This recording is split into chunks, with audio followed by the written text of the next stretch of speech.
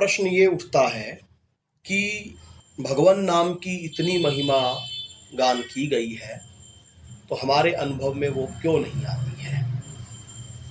तो उसका कारण बताते हुए ये जो दुर्देव शब्द आया है, एक तो यही कारण है। दुर्देव का अर्थ है नाम अपराध। तो भगवान नाम की महिमा का हमको अनुभव क्यों नहीं होता है? नाम अपराध के कारण भगवान नाम की महिमा का अनुभव नहीं होता है। पाप तो नष्ट होते हैं जैसे कैसे भी नाम संकीर्तन करने से, लेकिन रस का आस्वादन नहीं होता है। 10 प्रकार के नामापराधों का वर्णन मिलता है। सन्निंदास्ति नाम वैभव कथा श्री शेषयोर भेदधी श्रद्धा श्रुति शास्त्र देशिक गिरा नामार्थवाद भ्रमा नामास्तिति निषिद्ध वृत्ति विहित्यागो च धर्मान्तरे साम्यं नाम जपे शिवस्य च हरेर नामापराधा 10। भगवान नाम जप में 10 अपराध होते हैं। उन अपराधों से रहित होकर हम नाम जपें, ऐसा कहा गया है। राम नाम सब कोई कहे, दशरथ कहे न कोय, एक बार दशरथ कहे तो कोटि यज्ञ फल होय। 10 अपराधों से रहित नहीं करते हैं हम नाम जप यूं करते हैं, साथ साथ अपराध करते रहते हैं। उस नाम से भी फायदा होता है, पर नाम महाराज की शक्ति उन अपराधों के नाश होने में खर्च होती रहती है। अपराध करता है तो नाम महाराज प्रसन्न नहीं होते, वे रुष्ट होते हैं। ये अपराध हमारे से ना हो, इसके लिए हमको बहुत ध्यान रखना चाहिए। पहला नाम अपराध है सन्निंदा। पहला अपराध तो यह माना है कि श्रेष्ठ पुरुषों की निंदा करना। जो भगवत प्राप्ति कर चुके हैं उन संतों की निंदा करना नामा अपराध है। अब क्योंकि कौन भगवत प्राप्ति कर चुका है और कौन भगवत प्राप्ति नहीं किया हुआ है, इसको हम नहीं जान सकते, तो इसलिए हमको किसी की भी निंदा नहीं करनी चाहिए। क्योंकि भक्तों की निंदा करने से तो कहा गया है कि भक्तन निंदा अति बुरी, भूली करो जनि कोय, किए सुकृत बहु जन्म के क्षण में डारे खोए। परंतु यदि भक्त नहीं भी है तो भी निंदा करने से, पर निंदा के किए ते आवत नहीं कछु हाथ, मूरख पर्वत पाप को ले चलो अपने साथ। पर निंदा के किए से हाथ कुछ नहीं आता है, और जिसकी निंदा की जाती है उसके पापों की गठरी अपने सिर पर आ जाती है। इसलिए किसी की भी निंदा नहीं करनी चाहिए। ऐसे ऐसे छुपे हुए संत महात्मा होते हैं कि गृहस्थ आश्रम में रहने वाले मामूली वर्ण के, मामूली आश्रम में मामूली साधारण स्त्री पुरुष दिखते हैं, पर भगवान के बड़े प्रेमी और भगवान का नाम लेने वाले होते हैं। उनका अपमान कर दे, निंदा कर दे तो नाम महाराज प्रसन्न नहीं होंगे। नाम चेतन कु चेत भाई, नाम चौथे कु मिलाई। नाम चेतन है, भगवान का नाम दूसरे नामों की तरह होता है ऐसा नहीं है। वह जड़ नहीं है, वह चैतन्य है। भगवान का श्री विग्रह चिन्मय होता है। चिदानंदमय देह तुम्हारी। हमारे शरीर जड़ होते हैं, शरीर में रहने वाला चेतन होता है, पर भगवान का शरीर भी चिन्मय होता है। उसके गहने कपड़े आदि भी चिन्मय होते हैं, उनका नाम भी चिन्मय है। यदि ऐसे चिन्मय नाम महाराज की कृपा चाहते हो, उनकी मेहरबानी चाहते हो, तो जो सत्पुरुष हैं और जो नाम लेने वाले हैं उनकी निंदा मत करो, अर्थात किसी की भी निंदा मत करो, क्योंकि हम जान तो सकते नहीं कौन नाम जप करता है, कौन भक्त है, तो किसी की भी निंदा नहीं करनी चाहिए। तो इस प्रकार जब हम किसी की भी निंदा नहीं करेंगे तो नामा अपराध से बच जाएंगे। दूसरा नामा अपराध है असती नाम वैभव कथा। जो भगवान नाम नहीं लेता, भगवान की महिमा नहीं जानता, भगवान की निंदा करता है, जिसकी नाम में रुचि नहीं है, उसको जबरदस्ती भगवान के नाम की महिमा मत सुनाओ। वह सुनने से तिरस्कार करेगा तो नाम महाराज का अपमान होगा, वह एक अपराध बन जाएगा। इस वास्ते उसके सामने भगवान के नाम की महिमा मत कहो। साधारण कहावत है, हरि हीरारी गाठड़ी गाहक बिना मत खोल, आसी हीरा पारखी बिकसी महंगे मोल। भगवान नाम के ग्राहक के बिना नाम रूपी हीरा सामने क्यों रखे भाई? वह तो आया है 2 पैसे की मूंगफली लेने के लिए, और आप सामने रखो 3 लाख का रतन। क्या करेगा वह रतन का? उसके सामने भगवान का नाम क्यों रखो भाई? ऐसे कई सज्जन होते हैं जो नाम की महिमा सुन नहीं सकते, उनके भीतर अरुचि पैदा हो जाती है। अन्न से पले हैं, इतने बड़े हुए, परंतु भीतर पित्त का जोर होता है तो मिश्री खराब लगती है, अन्न की गंध आती है, वह भाता नहीं, सुहाता नहीं। अगर अन्न अच्छा नहीं है तो इतनी बड़ी अवस्था कैसे हो गई? अन्न खाकर तो पले हो, फिर भी अन्न अच्छा नहीं लगता। कारण क्या है? पेट खराब है, पित्त का जोर है। तुलसी पूरव पाप ते हरि चर्चा न सुहात, जैसे जुर के जोर से भोजन की रुचि जात। ज्वर से अन्न अच्छा नहीं लगता, ऐसे ही पापों का जो बुखार है, इस वास्ते उसे नाम अच्छा नहीं लगता, तो उनको नाम मत सुनाओ। मिश्री कड़वी लगती है, और मिश्री कड़वी है तो क्या कूटक चिरायता मीठा होगा?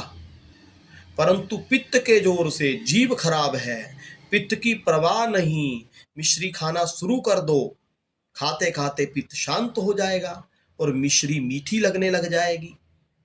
ऐसे किसी का विचार हो, रुचि ना हो, तो नाम जप करना शुरू कर दे, इस भाव से कि ये भगवान का नाम है, हमें अच्छा नहीं लगता है, हमारी अरुचि है, तो हमारी जीभ खराब है, यह नाम तो अच्छा ही है, ऐसा भाव रखकर नाम लेना शुरू कर दे और भगवान से प्रार्थना करे कि हे प्रभु, आपके चरणों में रुचि हो, आपके नाम मुझे अच्छा लगे। ऐसी भगवान से प्रार्थना करता रहे तो सब ठीक हो जाएगा। तीसरा है भगवान विष्णु और भगवान शंकर में भेद बुद्धि करना, या भगवान के अन्य स्वरूपों में भेद बुद्धि करना। तो भगवान के जितने भी स्वांश हैं वो तो भगवान ही है। अब उनमें यदि भेद बुद्धि की जाएगी, अर्थात किसी एक की निंदा की जाएगी, तो वो निंदा तो अपने इष्ट भगवान की ही हुई ना। यद्यपि नाम तो अपने इष्ट का ही जप करना है, भक्ति तो अपने इष्ट की ही करनी है।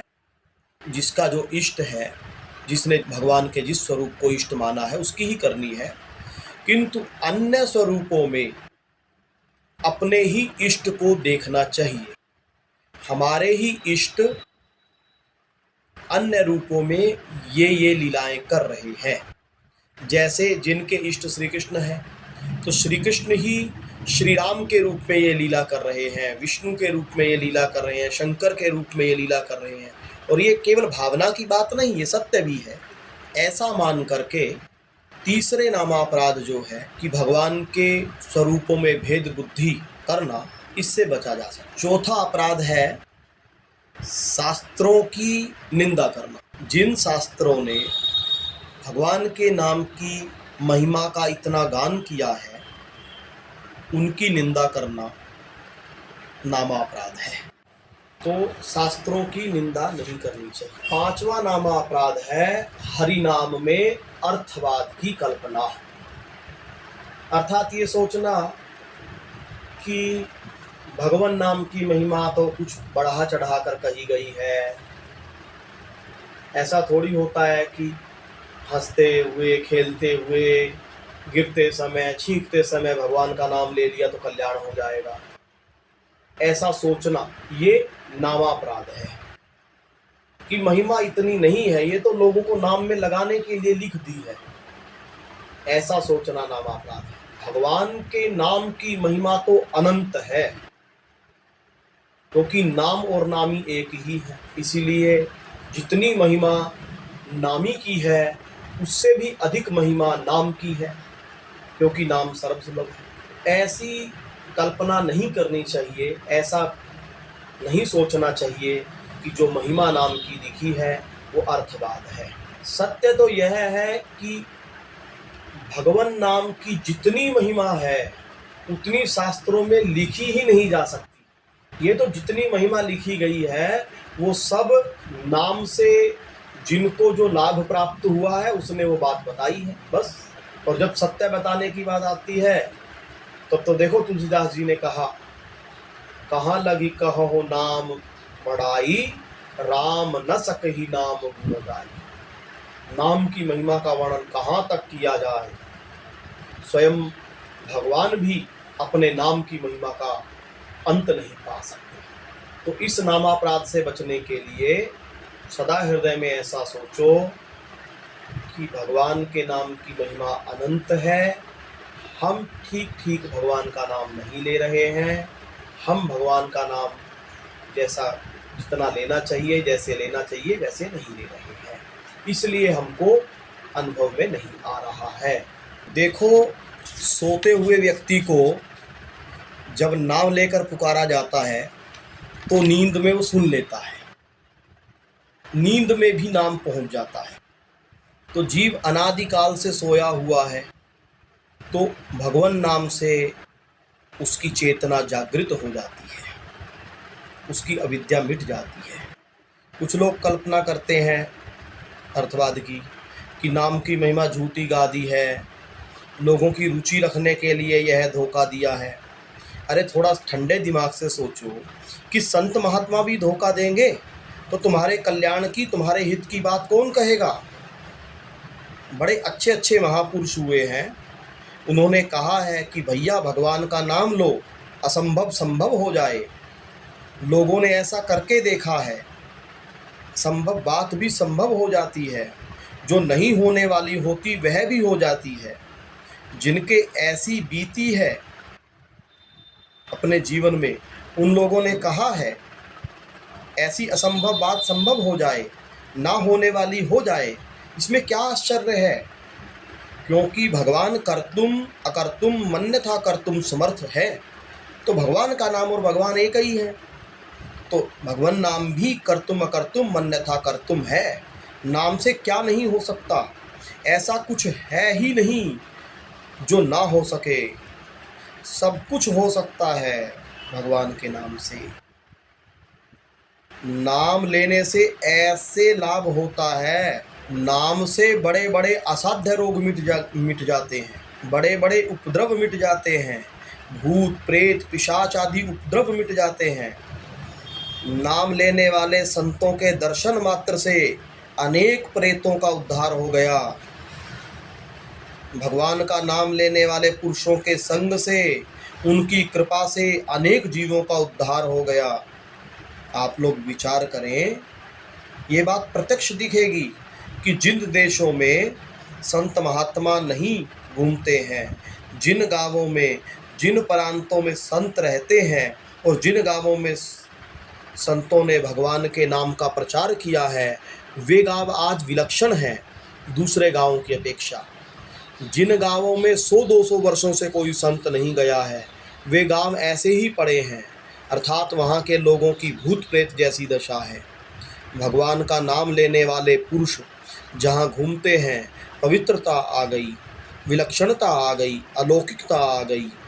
वे गांव सुधर गए, घर सुधर गए, वहाँ के व्यक्ति सुधर गए, उनको होश आ गया। वे स्वयं भी कहते हैं, हम मामूली थे पर भगवान का नाम मिला, संत मिले तो हम माला माल हो गए। अब 6 नंबर पर है, नाम का सहारा लेकर पाप कर। कि अरे हम तो भगवान का नाम लेते हैं, अगर पाप कर भी लिया तो क्या।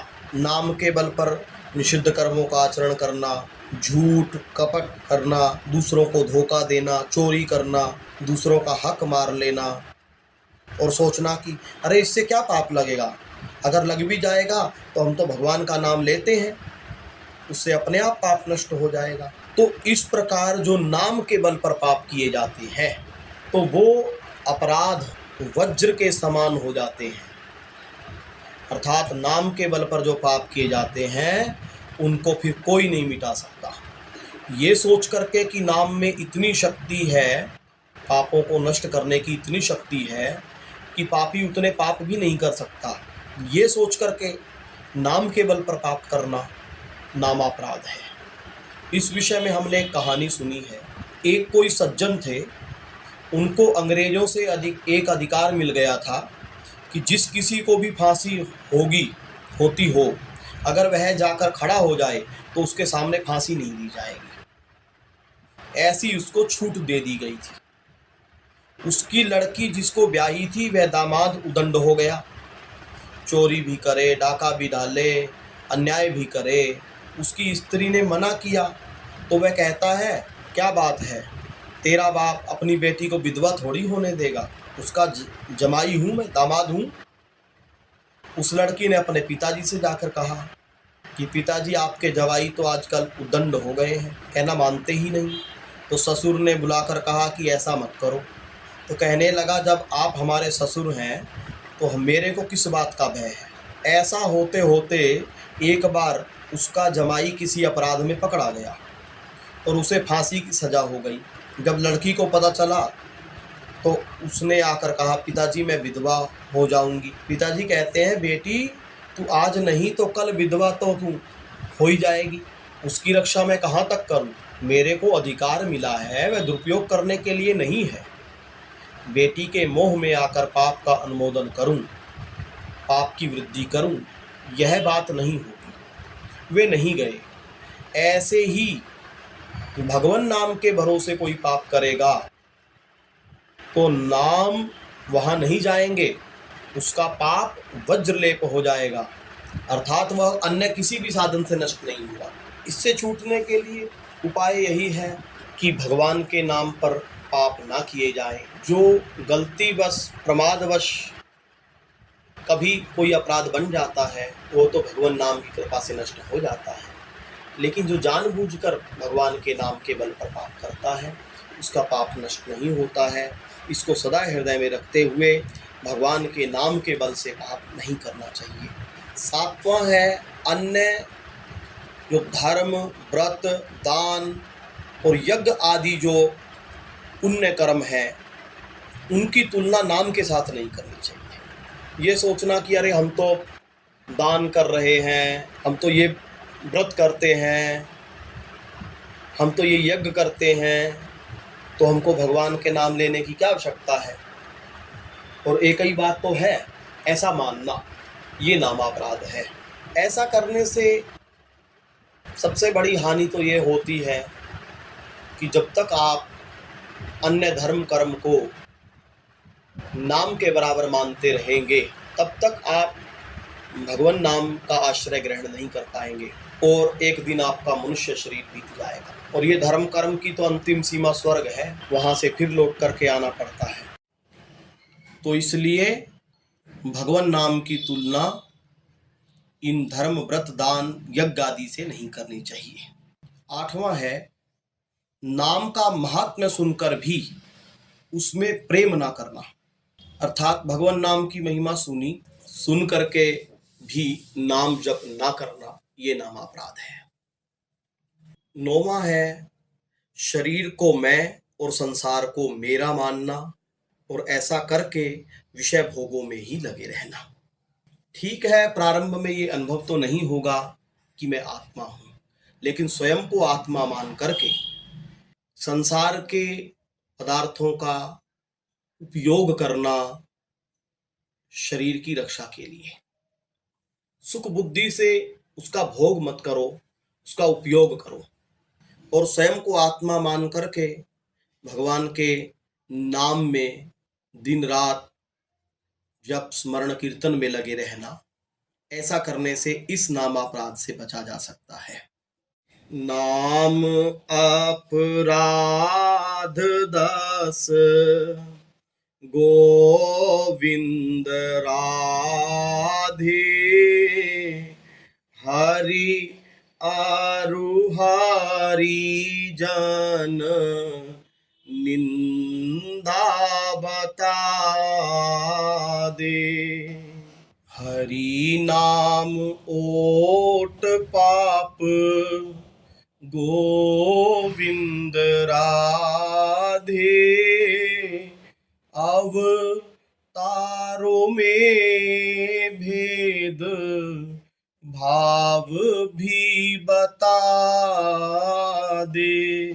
हरि नाम अर्थवाद गोविंद राधे, कर्म आदि ते नाम तुलना बता दे। नाम में शंका गोविंद राधे, नाम लेने में असावधानी बता दे। वेदों की निंदा अरु गोविंद राधे, श्रद्धाहीन को उपदेश बता दे। तो राधा गोविंद गीत में इस प्रकार 10 नामापराधों का वर्णन किया गया। तो 9 तो हम वर्णन कर चुके हैं। 10वां नामापराध है गुरु अपमान, गुरु की अवज्ञा करना। ये 10वां नामापराध है। अर्थात गुरु ने जो उपासना पद्धति दी है उस उपासना को न करते हुए गुरु में दोष बुद्धि करना, गुरु की क्रियाओं में लौकिक बुद्धि करना, ये नामापराध है। 10वां नामापराध। ये नामापराध इतने बलवान होते हैं कि ऊंचे ऊंचे साधकों का भी पतन करा देते हैं। भाव भक्ति तक पहुंचने पर भी नामापराध पतन करा देता है। नामापराध भगवान के द्वारा असहाय है। भगवान नामापराध को सहन नहीं कर सकते। नामापराध के समान दूसरा कोई अपराध नहीं है। तो इस प्रकार नाम अपराध से बचते हुए नाम का आश्रय ग्रहण करना चाहिए। अब नाम जप करते समय कैसा भाव होना चाहिए, उन पर हम कल विचार करेंगे। बोलिए श्री वृंदावन बिहारी श्री हित राधा वल्लभ लाल की जय।